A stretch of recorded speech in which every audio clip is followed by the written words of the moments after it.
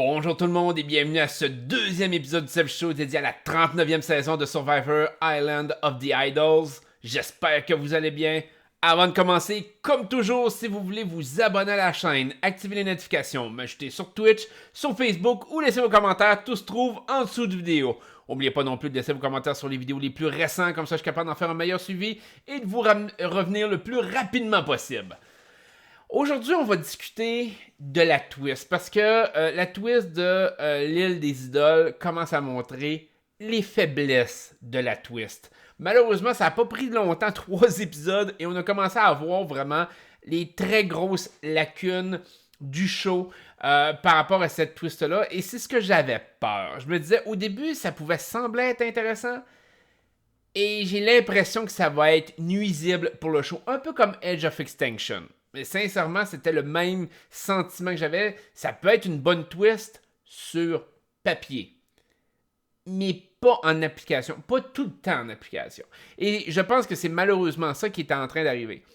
Je vais vous lire un commentaire parce qu'il y a plusieurs choses là-dedans que je vais quand même revenir. Mais moi, j'avais pris mes notes après l'épisode, durant l'épisode, dans le fond. Ben, après l'épisode, parce que je ne l'ai pas écouté en direct, je l'ai écouté la même nuit, mais plus tard, après mon stream sur Twitch. Mais j'avais pris mes notes et j'ai eu un commentaire quand même qui est revenu joindre plusieurs points. Fait que je vais vous lire quand même un commentaire. C'était Hello Mamba qui nous avait écrit: les joueurs qui vont sur The Island of the Idols sont définitivement plus désavantagés qu'avantagés. Vince n'a eu strictement aucune chance après son voyage sur l'île. Le fait d'appeler l'île comme étant l'île des idoles est une erreur. Mais l'inconnu entourant la nouvelle île pour ceux qui n'y sont pas allés les pousse à automatiquement target les joueurs y allant, donc les cibler. On manquait aussi d'informations dans l'épisode 3. J'aurais aimé voir comment Vince a expliqué son voyage qui a duré plus longtemps, comment Elisabeth, qui connaît le secret, a approché ou pas Vince. Les challenges sur l'île sont pas équivalents du tout. Elisabeth avait aucune chance de gagner au Firemaking contre Hob versus un quiz de mémoire. Bon. Et ça, il y a plusieurs points intéressants là-dedans. Je vais en rajouter plusieurs aussi. J'ai coupé un peu le paragraphe et je voulais aller vraiment straight to the point, c'est-à-dire directement sur les points essentiels, parce que c'est une vidéo vraiment axée sur la twist, parce que j'ai l'impression que ça va être quelque chose qui va revenir beaucoup dans la saison. La faiblesse de la saison risque d'être axée là-dessus. Je dis pas qu'il ne risque pas d'avoir des revirements de situation, mais j'ai l'impression que la saison va être mauvaise principalement à cause de ça. Donc, il y a plusieurs choses qui accrochent par rapport à l'île des idoles. Et Hello Mamba en faisait part. La première, c'est certain qu'en appelant l'île des idoles, Hello Mamba nous parlait qu'il aurait dû l'appeler Exile Island ou autre. En fait, c'est que le problème de l'île des idoles, c'est que ça implique nécessairement, pour les joueurs qui n'ont pas vu le show, que nécessairement, il y a des immunités sur l'île. Peu importe que tu connaisses la twist ou pas. Puis on sait que, oui, les idoles, c'est Rob et Sandra, mais ultimement, tu peux quand même gagner une idole. C'est quand même le but d'être là. T'as une chance de gagner des idoles. Et donc, hypothétiquement parlant, t'as plein de monde qui pourrait se ramasser avec plein d'idoles. Je comprends que les idoles sont dans un temps limite, donc 2, 3 Tribal Council, c'est quand même un peu plus raisonnable, mais ça reste quand même que ça peut faire un tas d'idoles assez rapidement. Donc, le nom de l'île, déjà là en partant, indique qu'il y a fort probablement des idoles sur l'île. Il y a quelque chose d'idoles que tu peux gagner. La façon que les joueurs l'ont amené jusqu'à maintenant, c'est de dire: ouais, mais c'est des cruches, c'est au hasard. Ouais, t'as bien beau être au hasard, même si t'as juste une chance sur 3 de réussir, ben, t'as une chance sur 3 d'avoir une idole dans tes poches. Et c'est là que je pense que la production s'est plantée. Au lieu d'appeler ça comme exemple l'île des secrets, exemple. Pas nécessairement d'utiliser un terme comme Exile Island ou des Edge of Extinction ou peu importe, là, des termes comme ça, mais comme l'île aux secrets, que il y a plein de choses qui peuvent se retrouver sur l'île. Et là, à ce moment-là, je reviens avec mon point que j'ai fait de la semaine passée. Il n'aurait pas dû mettre juste des immunités pour les compétitions qu'ils donnent avec Rob et Sandra. Premièrement, c'est très limitatif. Deuxièmement, tous les joueurs qui vont se rendre sur l'île vont savoir que ce que tu peux gagner, c'est des immunités. Donc, nécessairement, tout le monde qui va aller sur l'île vont être ciblés par les autres joueurs. Il faut vraiment que tu donnes l'impression que t'as rien récupéré de l'île ou d'essayer de te faire oublier ou d'être dans une très grosse alliance très solide que les gens te font confiance. Ce qui est un petit peu difficile dans Survivor. Tandis que si sur l'île, il y avait eu différents types de pouvoirs que tu pouvais gagner. Alors à ce moment-là, tu peux mixer, et là ça revient avec le dernier point d'Hello Mamba, sur les... tu sais qu'Elisabeth avait aucune chance de gagner avec le firemaking. C'est-à-dire que dépendamment de la compétition, tu aurais pu ajuster le type de prix que tu remportes. Et là, tu aurais pu confondre les joueurs d'une certaine façon. Tu aurais pu... Premièrement, il aurait fallu une présentation réelle de l'île à l'ensemble des joueurs et non pas garder le mystère sur l'île. Exemple, tu aurais pu dire l'île des secrets, vous pouvez gagner des privilèges, des immunités ou même des prix, par exemple du confort pour la tribu. Vous pouvez gagner plein d'affaires. Il y a plein de choses à gagner sur cette île-là. Pas besoin d'expliquer la mécanique de comment tu le gagnes, mais plein de choses. Tu sais jamais ce que tu peux gagner en te rendant sur l'île. Fait que c'est pas genre tu sais automatiquement ce que la personne suivante va gagner. C'est juste d'arriver et de dire, écoute, peut-être que la personne suivante va gagner des couvertures pour sa tribu, autant qu'elle peut peut-être gagner un privilège de voler un vote, peut-être qu'elle va gagner un prix en argent, Survivor ne fait pas ça, mais en tout cas. Mais vous comprenez un peu le principe. Ou elle va peut-être gagner un repas. Ils vont lui donner une grosse pizza carnivore avec de la viande dessus, full de fromage, puis tu peux manger ça tout seul. Et là, tu es capable d'ajuster le genre de compétition. Tu te dis, cette compétition-là est vraiment rough. On va lui donner une immunité vu que c'est vraiment rough. Ou on va lui donner un double vote. On va lui donner un vote d'extra. On va lui donner quelque chose. La compétition est plus simple. Il faut que tu te souviennes de certaines choses. Bon, on va te donner quelque chose qui est plus faible un peu en termes de pouvoir parce que la compétition fit avec la puissance de ce que tu fais.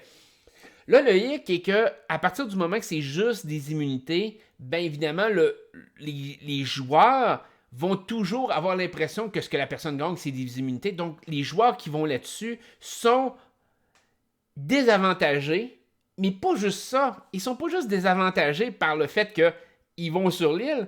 Ils sont choisis au hasard. Et si vous me suivez depuis un moment, vous le savez que ce qui me fait le plus chier dans une télé-réalité, c'est le hasard. En mon sens, tout ce qui devrait être du hasard devrait être retiré complètement. Ça devrait être l'aspect social qui amène l'action. Par exemple, quand c'était les histoires de Exile Island, il y a eu plusieurs fois que c'était l'autre tribu qui choisissait qui allait sur le Exile Island. Donc, il y avait un côté stratégique en arrière de ça. L'autre tribu était capable de discuter, de dire c'est qui qu'on envoie. On essaie-tu d'affaiblir un joueur? On essaie-tu de donner un avantage à un joueur? On essaie-tu de créer quelque chose par rapport à l'autre tribu? De scinder le groupe, de faire peu importe quoi. Mais au moins, c'était une décision de l'autre tribu. Il y avait un côté stratégique en arrière de tout ça. Là, cette fois-ci, c'est comme, ouais, ben tu piges dans un sac et voilà. Voilà, c'est la prochaine personne. Et le pire, en plus de piger au hasard, il nous montre pas c'est qui. Fait que dans le fond, c'est remis dans la discrétion des mains de la production de dire, écoute, peut-être que, ouais, cette personne-là, ça ne nous tente pas de l'avoir, fait qu'on va la skipper et on va prendre quelqu'un d'autre. Ils nous ont pas expliqué non plus de dire, est-ce que quand il y a une personne qui est pigée, est-ce que son nom retourne dans le sac? Ça non plus, on n'a pas eu d'explication. Et Hello Mamba le dit très bien, il y a beaucoup de choses qu'on n'a pas su. Moi, j'aimerais ça le savoir. Le nom peut-tu revenir? Ou c'est toujours une personne différente qui va gagner? C'est important de savoir ce genre d'affaires-là. C'est un aspect quand même... tu sais, je trouve que c'est une grosse lacune dans l'explication du jeu. Donc, oui... Ça désavantage les joueurs beaucoup. Oui, ça fait en sorte que les joueurs doivent s'adapter à cette stratégie-là, mais ultimement, c'est pas de leur faute s'ils ont été pigés. C'est pas comme s'ils s'étaient rendus volontaires pour y aller. Ce qui est déjà arrivé un peu dans le passé, si ma mémoire est bonne, de se sacrifier, mais finalement, ils vont chercher pour l'idole ou autre. Là, dans ce cas-ci, parce qu'ils se sentent en danger, mais là, dans ce cas-ci, Vince s'est complètement fait avoir par l'île.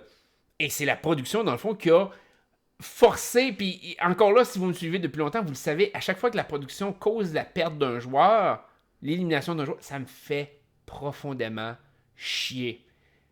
Je vais revenir avec le mauvais Tribal Council du troisième Survivor, Survivor Africa. Une erreur de la production terrible qui fait en sorte que, sincèrement, j'adore Ethan qui est le grand gagnant, mais Ethan n'aurait pas dû gagner la saison. C'est plate, c'est comme ça. Je vous en parlerai d'un prochain vidéo quand je vous expliquerai la saison 40. La saison 4, c'est encore pire. La Roche qui a fait en sorte que Pascal s'est fait éliminer. Ça aussi, je vais vous revenir là-dessus dans mon futur vidéo. Mais c'est tous des twists, des trucs de merde que la production fait qui causent l'élimination d'un joueur alors que le joueur a très bien joué sa game. Et Vince était pas en danger à ce moment-là. Du moins, on n'a pas eu l'impression que Vince est en danger. Oui, son nom avait circulé au premier vote de tribu, donc oui, on peut dire qu'il était peut-être dans le top 2 quand même, mais je pense qu'il aurait pu esquiver cette élimination-là. Pas dans ce cas-ci. Dans ce cas-ci, il y a vraiment tout le monde le ciblé et il a été éliminé à cause de ça.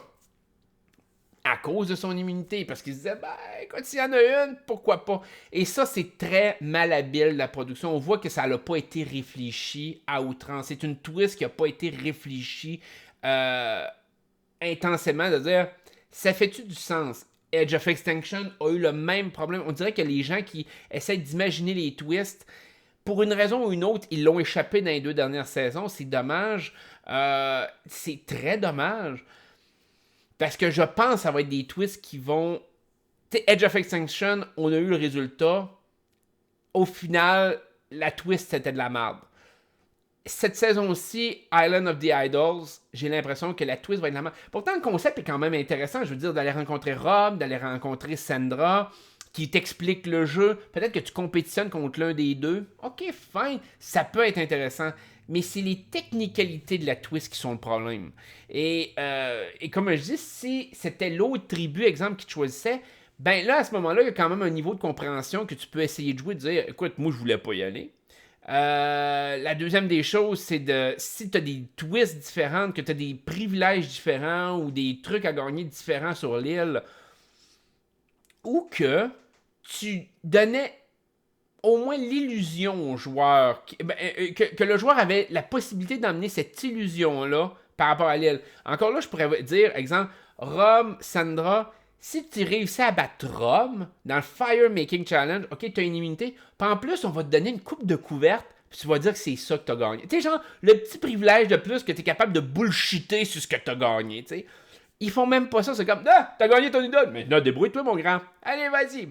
Tu sais, on a vu un peu avec Jason dans le premier épisode, quand tu prends le risque d'aller dans la forêt puis de prendre du temps pour essayer de trouver une idole puis tu fouilles puis tout, c'est toi qui prends la décision. C'est ta stratégie et donc si t'es puni par rapport à cette stratégie-là, ben c'est just too bad. C'est comme, c'est pas notre problème. T'as juste à te faire éliminer. Mais dans le cas de Vince, il n'a pas pris cette décision-là. Cette décision-là lui a été imposée. Et même s'il n'avait pas gagné l'immunité, il aurait été ciblé pareil. Et c'est dégueulasse. Elisabeth a réussi à s'en sortir parce qu'il n'y a personne qui avait de quoi que ce soit par rapport à ça. Puis elle a été capable. Elle avait l'alliance des filles en arrière d'elle. Puis même moi, je trouve ça bizarre qu'elle n'a pas été ciblée. Sincèrement, dans le premier vote, j'ai été vraiment surpris. Dans le premier vote, j'ai été surpris. Je pensais vraiment que Elisabeth allait être ciblée. Elle a réussi à dodger ça. Tant mieux, je suis content pour elle. Mais ça reste quand même que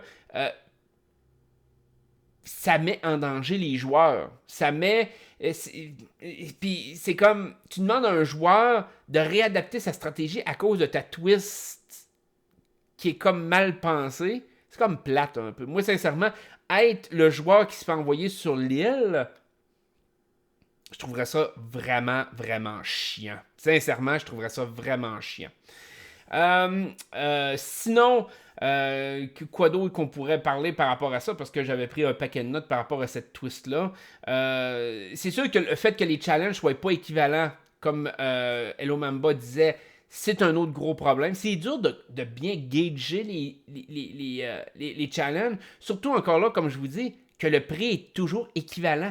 Fait qu'il y a des challenges qui sont pas comme satisfaisants à voir à la télé, qui n'ont pas l'air satisfaisants pour le joueur, mais qui vont donner exactement le même prix qu'un challenge qui va être super difficile. Je veux dire, le Fire Making Challenge, ça reste quand même que dans le jeu actuel de Survivor, c'est le challenge qui est pris pour déterminer c'est qui sera en finale. Je veux dire, c'est un très très gros challenge qui est important dans le jeu de Survivor, qui généralement est un